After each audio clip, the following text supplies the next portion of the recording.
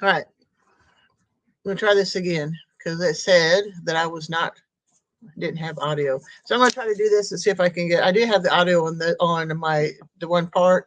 I need to notate that 12 minutes. So, all right, let's try this again. Hi, my name is Cece Ellis, and this is This Grandma's Life podcast. This is January 5th, 2023, and episode 13. Oh, yeah, 2023, and episode 13, My Word of the Year. The quote of the day is Life is a great big canvas, and you should throw all the paint on it you can. Danny Kaye. And I like that because you know how my philosophy is that I have.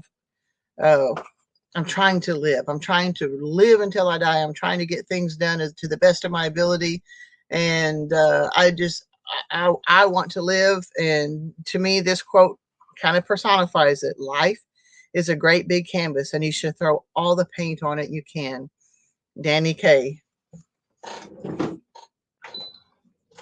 My product of the day is my calendar. I did a Grandma's Homestead calendar. Grandma's Homestead is my YouTube channel, that what I renamed my channel to be, and I took pictures throughout the year and to of things that I like. Of course, I've got a couple of pictures of my 16-year-old granddaughter, and I've got one of my 1-year-old granddaughter, and just different things, beautiful sunsets, some of my animals and everything. But I've got this is the last time I'm going to be selling this because it is January. It's time to already have a calendar on hand. So to you can either direct message me through Instagram or Facebook or any of that things, or I also have a website, and it's called grandmashomestead.farm, and you can contact me through there, and for $15 I'll get you a calendar sent to you so you can have it for 2023. This is the first time I've ever done a calendar, and I made some mistakes, but I'm still really proud of what came out of it, and I'd like to share that with you. So farm happenings, like on the last one I said, my animals are did pretty good. But I've got a lot of my roosters, and some of my hens have some um uh, frost damage. What is it called? Oh, where the comb turns black. What is wrong with me? I'm having one of those nights, I guess. Okay, but they had some frost damage on their combs, but they're recovering from that pretty nicely too. My chickens actually are starting to lay eggs again. Okay, I've got like 20 chickens, something like that. And well, I got about 10 of them that have been supposed to be laying, and I think I got another 20 that's supposed to be laying soon, little pullets. And so I should be having a mess of eggs, but they've been on strike for a long time. So uh, the last couple of weeks I've actually had one chicken egg, and yesterday I had two. But the one egg I found today, I think, is from one of my pullets. So maybe they're all going to start laying pretty soon, and I'm looking forward to that. Oscar is limping. My boar, he's been limping. He started limping during the real cold snap that we had, and I was watching. He seemed to be getting better, but today he was limping pretty bad on his right rear foot. And while he was eating, I was trying to see if there was something maybe embedded in his hoof or something. And I haven't been able to see anything. I'm concerned that I'm going to have to isolate him and maybe give him a beer to help him be calm. He's calm anyway, but I want to be able to get it where I can actually look at the hoof and see if something's going on with it. Because I felt around in joints, and I'm not seeing any issues in any of his joints. I get the feeling it is his hoof, but haven't been able to find anything yet. So I'm a little bit concerned about him. But other than that, oh yeah, I'll tell you about that here in a few minutes. I when I went out to the barn last week, and there was an opossum in the barn that startled me, but let's shoot him out. We did better with that too. But there's more to that story. I'll tell you about that when I get to my story section. So my three things on Thursdays, I do the menu for the week, and I have like recipes and stuff. I mean, I have regular stuff. You don't need a recipe for fried chicken or something like that. But I do recipes, and it's usually a meat and it's usually a potato because I'm married to a man who wants meat and potatoes, and then I also have a vegetable dish. So I go through and actually make a menu for the next 2 weeks, but and I always have enough meat to last longer than that because my freezers are stocked pretty good. But the produce part of it and other things like, okay, I've got two teenage girls in the house and they eat a lot of junk. And so I order stuff like that, and of course, cosmetics and body washes and stuff like that. So every Thursday, I put in an order, make a menu for the week for the next week. Well, I make the menu for the 2 weeks, but I only order groceries for the 1 week. And and yes, I order groceries through Walmart because I don't want to go into Walmart. I don't want to go anywhere, any of that stuff. Sounds like one of my dogs is wanting to come in. So I do that on Thursdays. On the number two, we were in Chelsea. Chelsea is a little town about 15 minutes from here, and they they're having a tournament this week, a basketball tournament. And Kinsey, I went up there to watch her team, and they played at another town that's not too far away. But both of these schools are bigger than ours, and they played Afton, and we got soundly whipped. Soundly, I don't know. It was something awful, like 55-13 or something like that. It was terrible. And so obviously they're in the losers bracket. So we're going to go back tomorrow morning at 10 o'clock and play the loser of whoever lost on the other team, other game that day. So today. So that's what so that's number two. And then of course, number three is recording this podcast. And I've already had a little bit of a hiccup getting it started, but maybe I can fix it later and get it where you don't notice so much of a really bad problem with the podcast. So, um, what I'm reading Family Affairs by Catherine Gaskin. This was written in 1980, and it's based out of New Zealand and England, two different countries. They travel back and forth between the two of them. And I think I understand that it started in 1913 and ends up sometimes in the 60s. So it was kind of an interesting novel. This is a novel. I read a lot of novels, and you just never know which one I'm going to read. And I read other books too. Well, you've seen me do some quotes out of the real Dr. Anthony Fauci. And I'm reading also right now. I'm reading the Atomic Habits, and so I would definitely will have some quotes for you from them. But tonight I'm going to have some. These are small excerpts. This one is on page 25. Uh, she says, "No one who is young is safe, Kelly. That's part of youth." And I thought that, yep, that's definitely true. And on page 216, The world is full of fools who leave others to look after money and wake up to find it's out of their hands. Money is a responsibility. It needs decisions. One of the most important is how you will distribute it. And that struck me as, okay, we all feel like we try to have money management and everything. But then at the same time, when we're doing 401ks and stuff, we are entrusting our hard-earned money for somebody else to put in the stock market for us, you know? So I don't know. I just want to do the do the right. Tell you that strikes me that we need to pay more close attention to our money. On page 234, she says, "Tell me about America. Now that is a place I'd like to see, if only because its existence annoys and intrigues the Russians so much." And I thought that was kind of interesting. And I maybe especially in those days, I think this was probably about in the 40s when the in that part of the story. On page 383, this is a pastor that's lamenting what's going on in his church. And one of the things he says is, "The church has the message, but we don't seem to have the right words for today.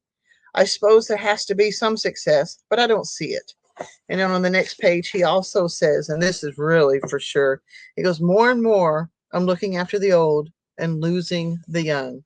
And we're seeing this in our church. We got all of our older people, not all of them, but we got enough of our older people that they're aging and dying out, going to nursing homes and all that other stuff. But we have a good youth group. We have a lot of kids, elementary that's coming through. But what's lacking, and I think is lacking in most churches, are the young adults, are the ones that are in college or coming out of college or getting married and have young children and stuff. And I think that's where a lot of the churches are missing in that gap. Now we have, I mean, I love watching we like with the kids and the people. We got them all ages, even with the atrophy we've got going on now. I love it in the summertime.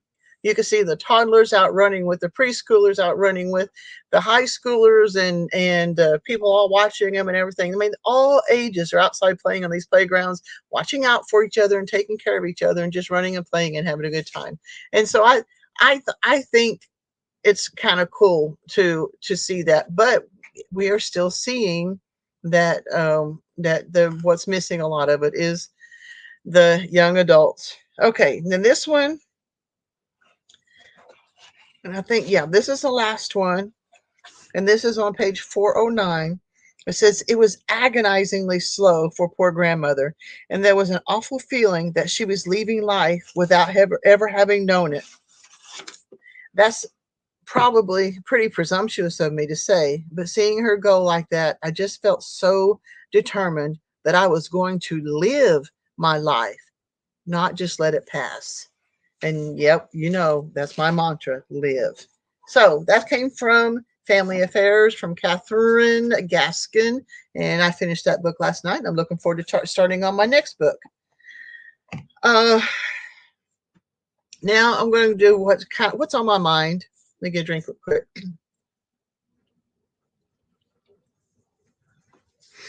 What's on my mind?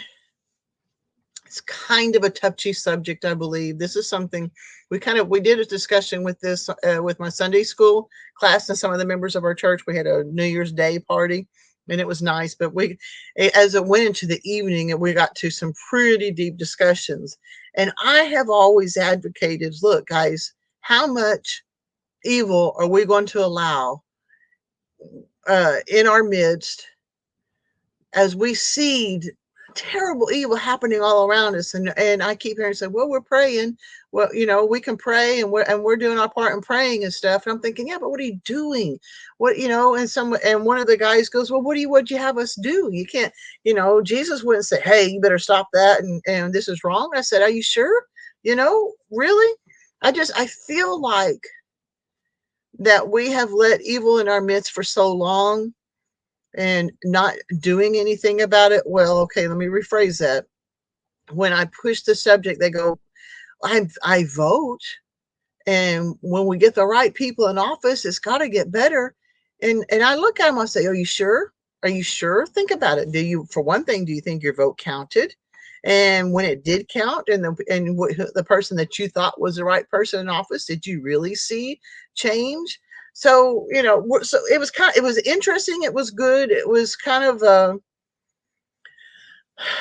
uh they made me narrow down what I wanted to say, what I wanted to think, and because I'm so passionate, I come across as like kill them all type thing, and I don't mean that.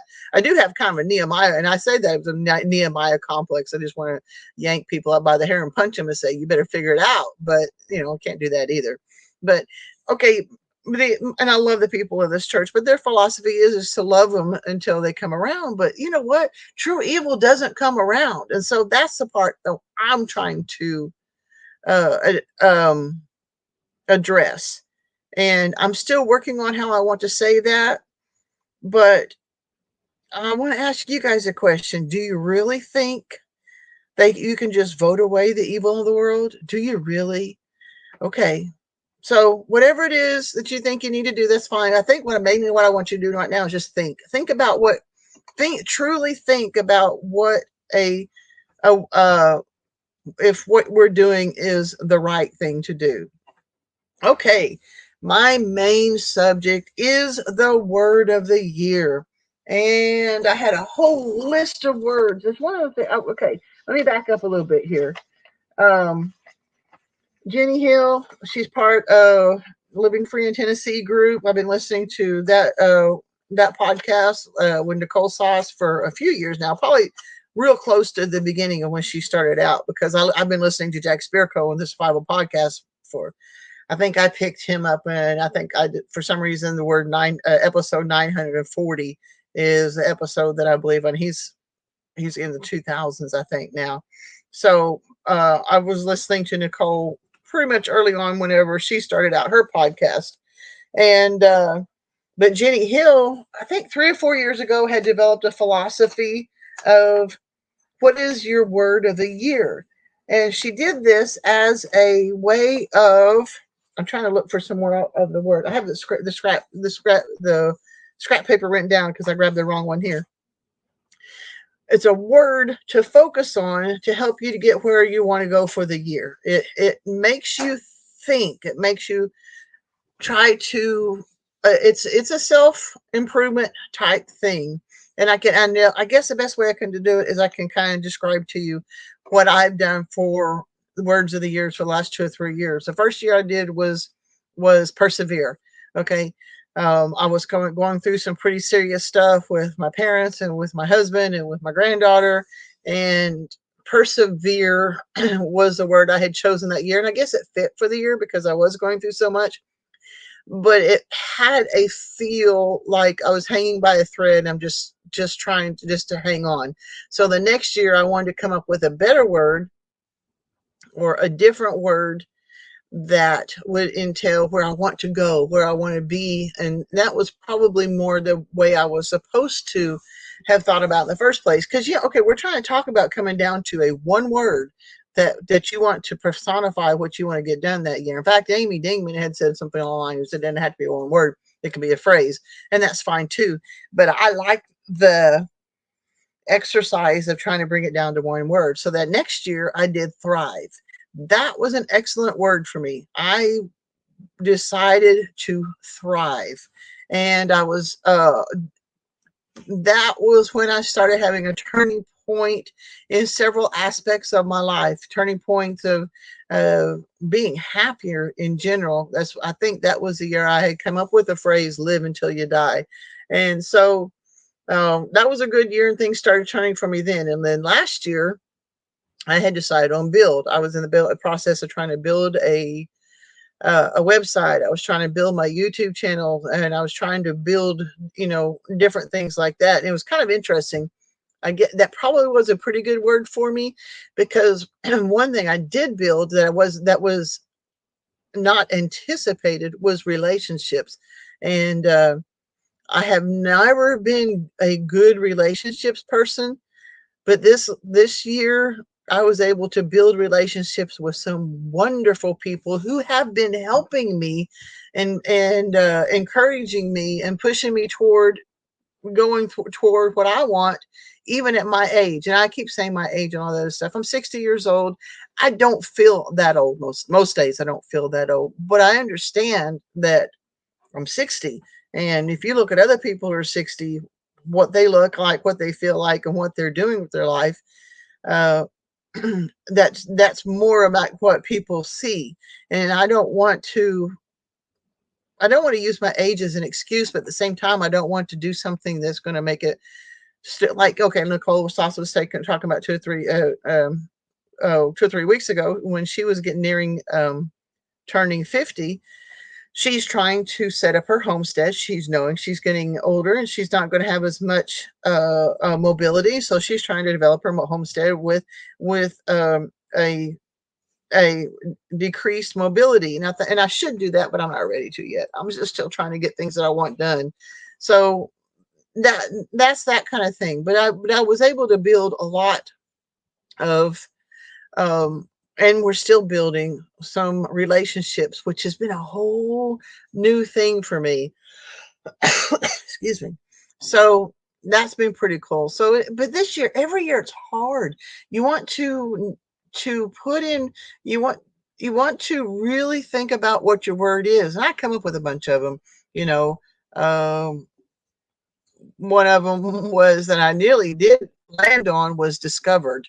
And I couldn't quite, because I want to be discovered. I want people to discover and get to know me on my podcast and my YouTube channels and speaking engagements and stuff. So but that sounded pretty selfish. So I didn't decide not to go with would discover. But then I'm just realizing that maybe the one I've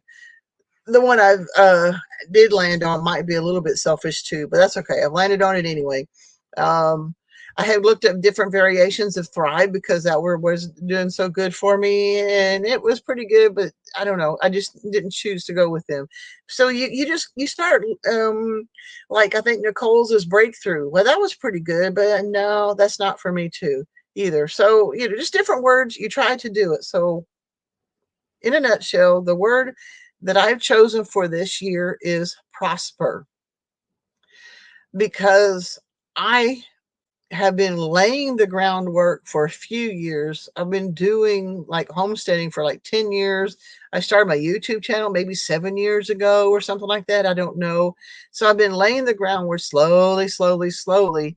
And then I did feel a form of breakthrough as I was this previous year. I got a long way to go, way, way, way long way to go. But uh, I want to prosper. I want to start making some money. I need to be prepared to take care of us if something happens to Tom. I need to be prepared to take care of us if anything happens along the way. And that basically boils down to income.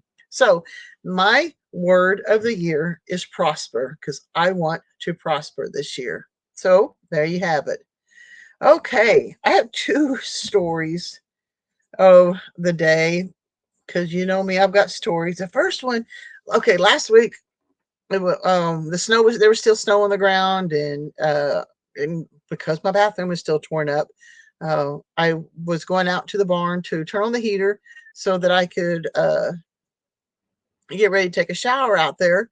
And I went into the barn and there's an opossum standing in right outside the bathroom door. And I'm thinking, okay, I'm not sure what to do about this. But like I said earlier, I shoot him out, and that was fine too. And then I opened the curtain to the bathroom because I don't have a door. But and there's a cat in there, and he startled me. But it's like, ha, there's a cat. He was trying to stay warm because it was still cold. And so I turned on one of the heaters and turned around and went outside and was tromping through the snow and realized that I'd only turned on one heater and I need to turn on the other one also. So I spun around and it's dark, and I tripped over something and landed smack on my face right onto the concrete just outside the barn door. Man, it hurt. Woo. And I ended up with snow in my shoe, and I don't know. It was a mess, and I was bleeding some, not too bad, but most of the bleeding was up inside of my sinuses, or up on the bridge of my nose and stuff. So I went inside, and Tom's going, "You're bleeding." I'm going, "Yeah."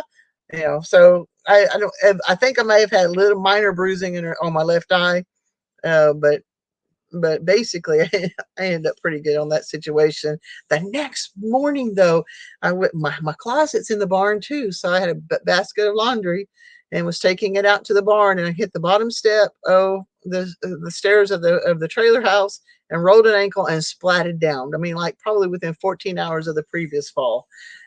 So yeah, that was my story for that one. But I'm fine. Brian Alexovich was saying, "Oh, do we need to worry about you?" It's like, no, I just don't pay attention. But so the other stories, okay, I don't know if I told you this or not, but I told you that I think that we've had a rodent that's getting into the vent of our house, and trying to figure out what to do about it and stuff. And it's loud. I mean, it sounds like a rat with a peg leg. It's so loud. And so we've been trying to think about what to do about it. And the next thing I know, I discovered it's not a rodent, it's a cat. It's a different cat. It's a kind of whitish cat with big orange spots on it. I've never seen a cat like this one before. And that's what's been going up and down our vents underneath the length of the trailer house. And I had seen it. I even took a picture of it, and uh, then the other night, a couple of nights ago, there was a huge cat fight right on our front porch, and it was Mopar squaring off with this white and orange cat. And I guess, and I feel sorry for Mopar because he got sick a couple of years ago, and I'm pretty sure he's about half blind and half deaf, and so if he would have gotten into a real fight, he probably would have lost. But they got into a spat. But I haven't seen. I heard the cat underneath the house once the very next day, and I haven't heard him today at all. So I don't know. But yep, those are my stories. The cat's underneath the house is actually in the vents on my house, and then falling on my nose.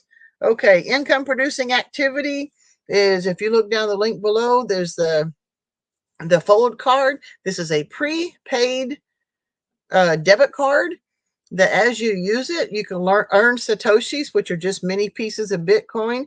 And you can say, well, yeah, but Bitcoin's not doing too much. Well, neither is anything else. So, but it has it, even if it doesn't, it's not like you're getting mileage for airplane flights or anything like that. These are actual Satoshis that as they add up, you can actually convert them back to US dollars. So, I mean, where else can you get that? So, go ahead and go down to the link below and sign up for the Fold card and start stacking Satoshis and see if you can do it. Just regular, just for regular purchases. I used it. Well, I put it on for my Walmart purchase today. And there's other things you can do. Like if you have gift cards, you can actually like double up on your Satoshis and stuff. And it'll add up, and it's been pretty cool to watch it happen. And like I said, even now, even if it's not worth as much, in the future it could actually be worth a whole lot more. So think about it. Do the Fold card and get you a prepaid debit card. It doesn't cost you anything at all.